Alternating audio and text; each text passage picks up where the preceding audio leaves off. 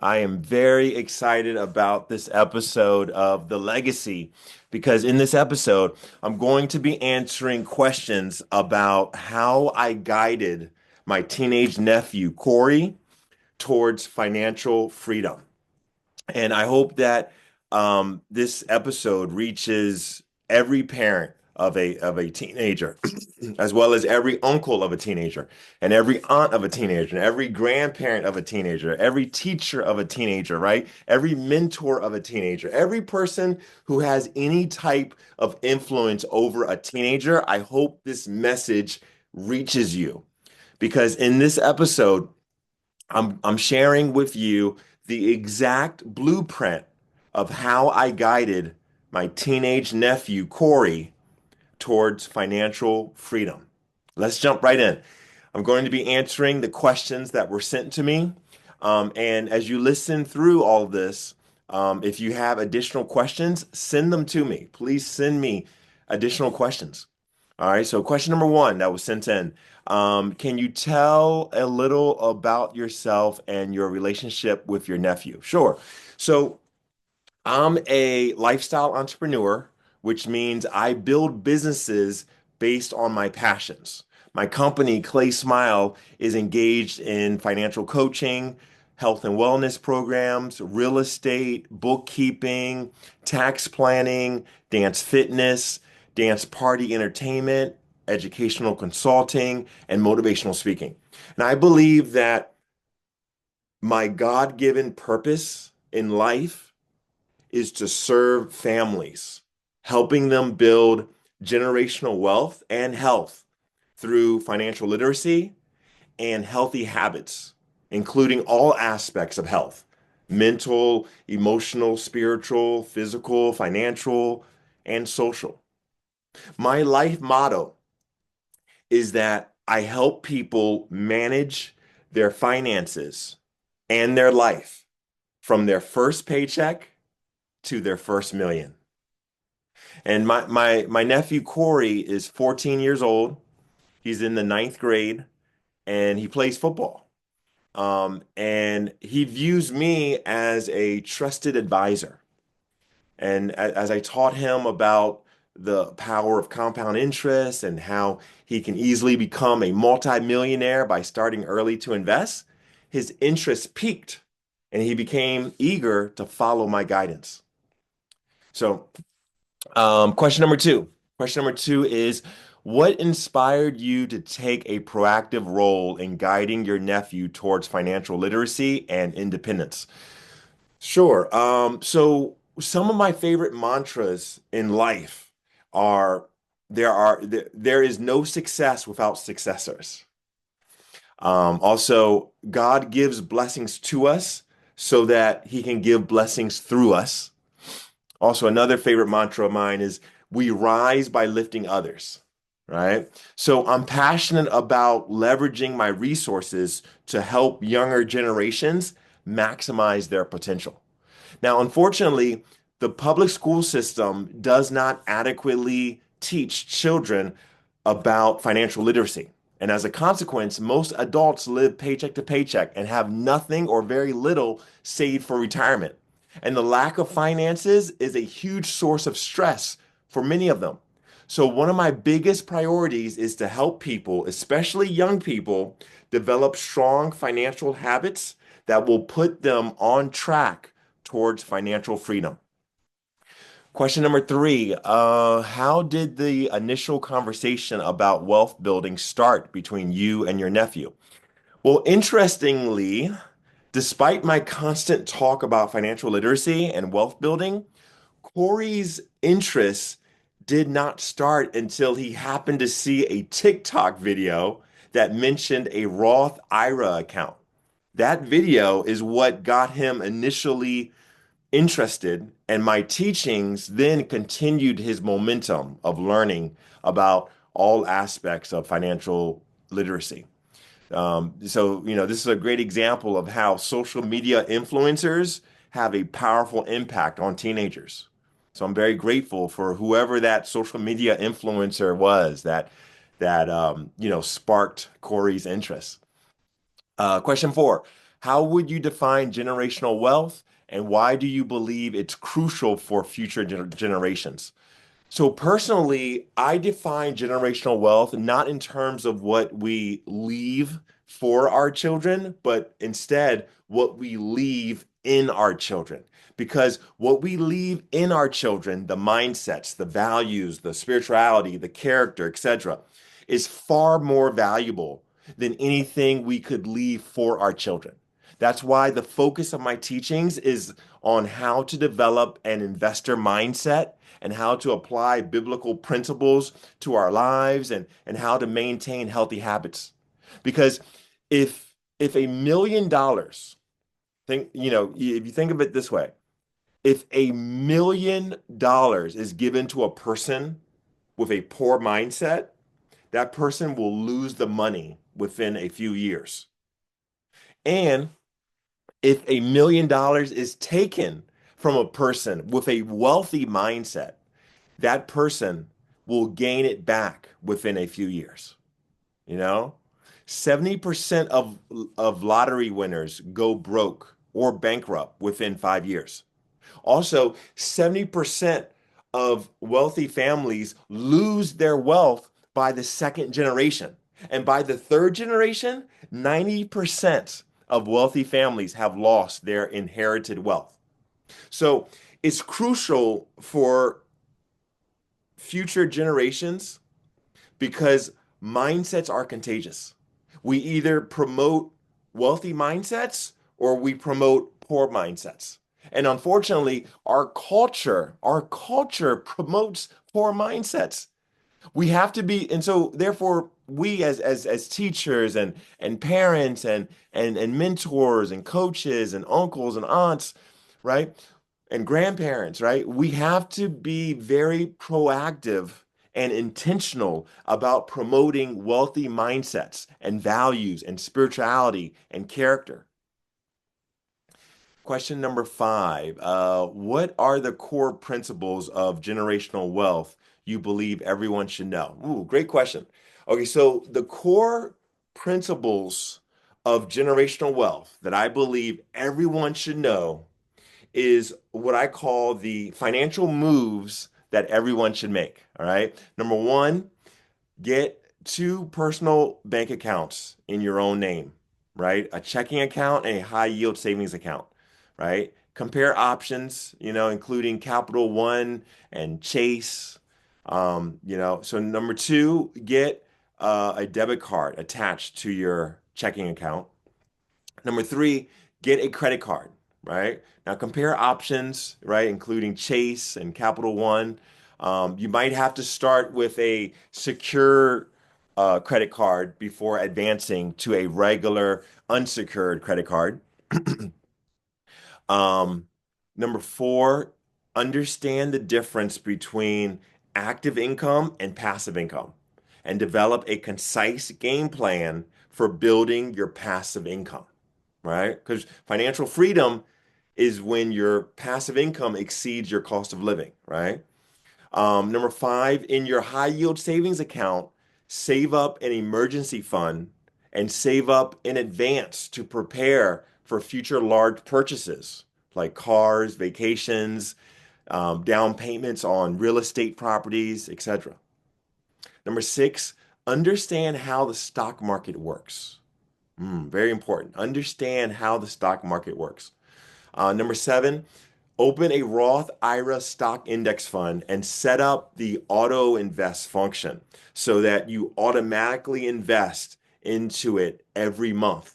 Compare options, including the Fidelity 500 index fund, which is FXAIX, and the Schwab the Charles Schwab the Schwab S&P 500 index fund, which is SWPPX. For each option, compare the expense ratio, also compare any minimum investment requirement, and also compare the average annual return over the past 5 years and over the past 10 years, right? Number eight, develop and maintain a, a good paycheck routine in which you routinely give 10% away, right? Save 10% into your high yield savings account, invest 20% into your Roth IRA stock index fund, enjoy 10% as your fund money, and spend the remaining 50% on necessities, right? Number nine, create a monthly zero-based budget. Number 10, develop a system for tracking all income and expenses and monitor your net worth. Number 11, automate your bill payments, your savings, and your investing. Number 12, if you ever develop any consumer debt, use the avalanche method to pay it off.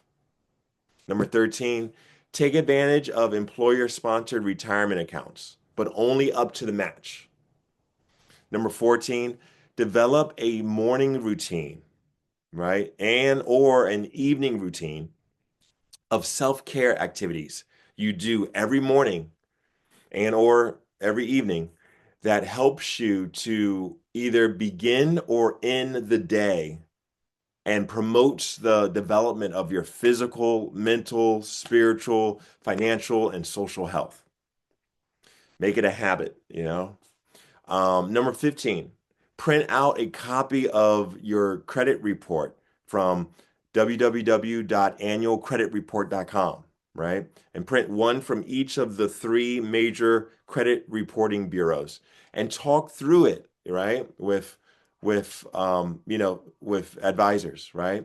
Like my HGP mastermind group, right? We would love to help you. Number 16, meet with a loan officer to get pre-approved for a mortgage, just to see where you are in terms of your financial readiness for home ownership and create a detailed action plan for becoming ready for home ownership and or real estate investing. Number 17, based on your hobbies, skills, and passions, make a list of potential jobs and side businesses that you could work to generate extra income, right? Also, consistently increase your set of high value skills and expertise. Number 18, learn how taxes work so that you can take advantage of tax strategies to minimize your taxes. Number 19, consistently increase your financial literacy by connecting with great YouTube channels and podcasts. Number 20, sell stuff you're not using. Number 21, shop around and negotiate to lower your bills, such as your car insurance, right? Everyone's at least once a year, call around and then see if you can lower your car insurance.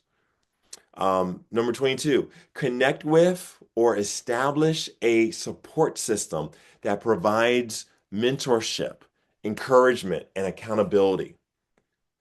Build multiple streams of both active income and passive income, right? So that's like my blueprint. Number six, question six, how did you simplify these concepts for your 14-year-old nephew? Right, good question. So, um, for my 14-year-old nephew, right, for Corey, I simplified those 22 concepts into these eight simple steps, right, for teenagers. Number one, open a high yield savings account with Capital One. Since you are a minor, it will require a parent or legal guardian to be on the account with you. Number two, open a checking account. Open a checking account with Chase Bank, um, and also well, yeah, with Chase, thinking Chase because that way you kind of build the relationship, and that way when you turn 18 and apply for a credit card with Chase, you already have built that relationship with them. Number three, become an authorized user on a Chase credit card, right? Of a parent or guardian, or another one of the top tier credit cards, right? But definitely one of the top tier credit cards, right? like Chase or, those types of big American Express, those top credit cards. Number four, write down your ideal morning routine, right? A list of self-care activities you do every morning to help you prepare to optimize your day, right? Very important to have a good morning routine. Number five, create a monthly zero-based budget, right? Every month before the month begin, create a zero-based budget. Number six, whenever you do any type of work like mowing lawns, shoveling snow, raking leaves, babysitting, house cleaning, etc., right? Whenever you do any type of work, right, develop the habit of always giving away 10% of every paycheck as a tithe, saving 10% in a high yield savings account, investing 30% into a Roth IRA stock index fund account, and spending the remaining 50% in whatever way you want, right? Number seven, have a parent or guardian open up a custodian Roth IRA index fund for you, right? And number eight, develop a system of tracking all of your income and your expenses, right? Question number seven. Any specific helping resources you introduced to your nephew? Yes. As part of the process of teaching financial literacy to my nephew, I required him to learn how to use certain tools to research certain things. For example, I taught him how to use an online investment calculator to forecast the growth of an investment account based on the initial balance, the average interest rate, the years invested, and the monthly contribution. This tool got him very excited about investing because it showed him how he can easily become a multimillionaire by starting to invest early and maintaining the habit of always investing a portion of his income. Another useful tool I taught him was how to quickly compare the fees and the performance history of various index funds by using Chat GPT app. Right? It's a free app, right? Or I should say they have a free version of the app. Question number eight, what practical steps did you take to educate your nephew about financial freedom? Well, I led him and his dad through the below eight steps, right? Because his dad had to be involved because his dad will be is the custodian on the account, you know. So opening up the high yield savings account, right, and opening up the checking account, right, because he's under 18, he had to do that with a parent, right? And also, becoming an authorized user, on a credit card of a parent, and all that. And um, so now question number nine. Let's see. Question number nine. Did you set up any financial accounts in his name, like savings or investment accounts? Yes. So as we discussed, I guided Corey and his dad to open up, these accounts, the high yield savings account, with Capital One, a checking account, right? Also, Corey becoming an authorized user, right, on a credit card of one of his parents, and also, having one of his parents open up a custodian Roth IRA index fund for him. Question 11. What challenges did you face in teaching a 14-year-old teenager about financial freedom? Yeah, good question.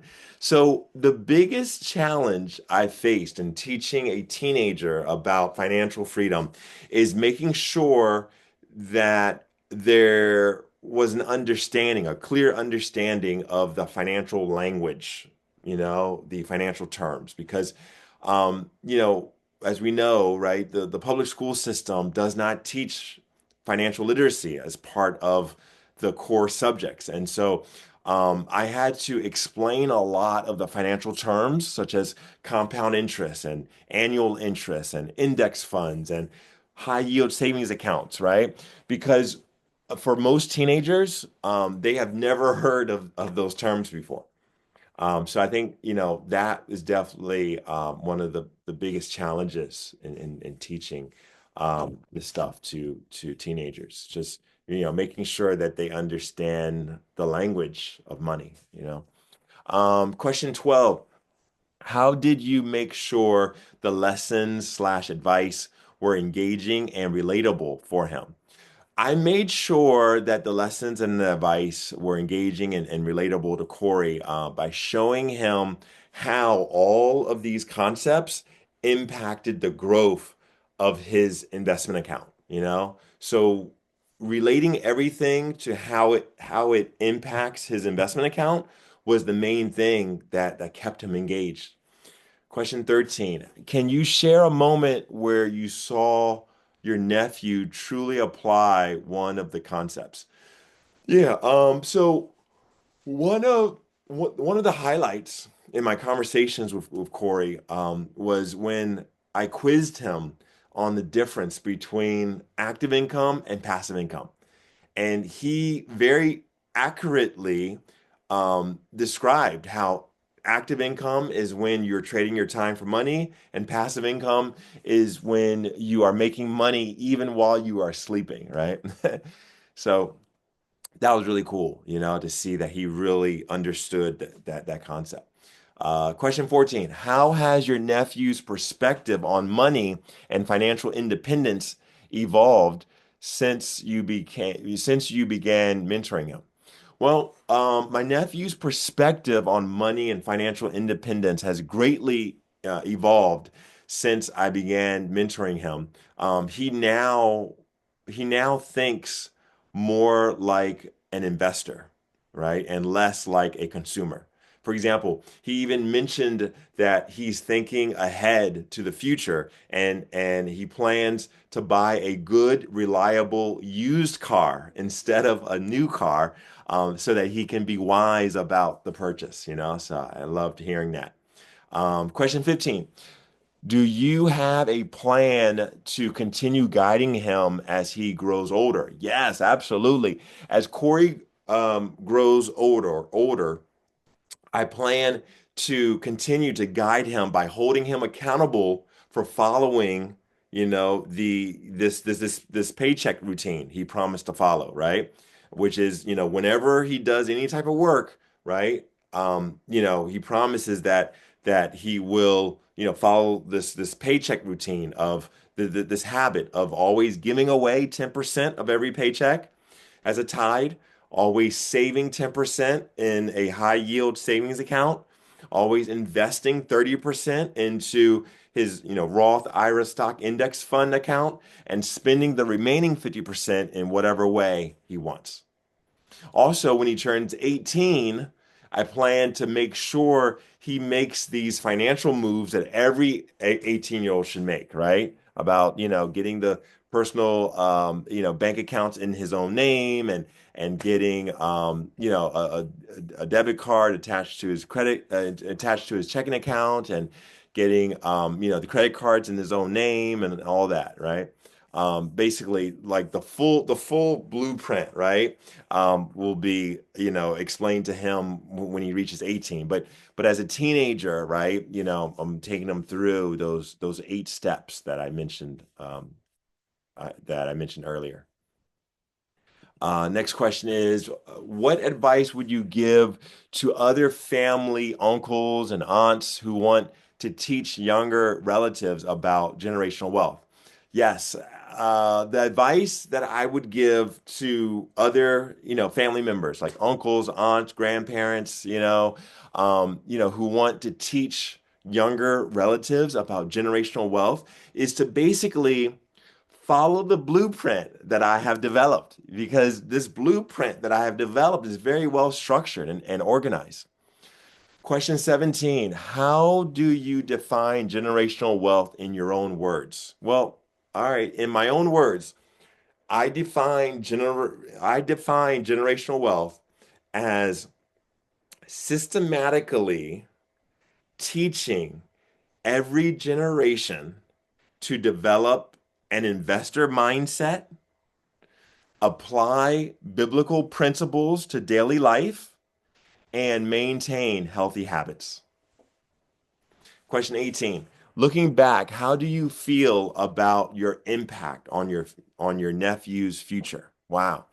Um, as I think about the financial trajectory that I have helped my nephew get on, I feel very fulfilled and excited because I envision that God willing, he will continue to follow the plan, and God willing, he will continue to be protected from any major unforeseen obstacle, and he will achieve financial freedom.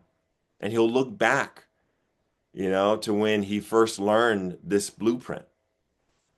And I envision that, God willing, the impact will create an amazing ripple effect in our family as well as in the families of many others.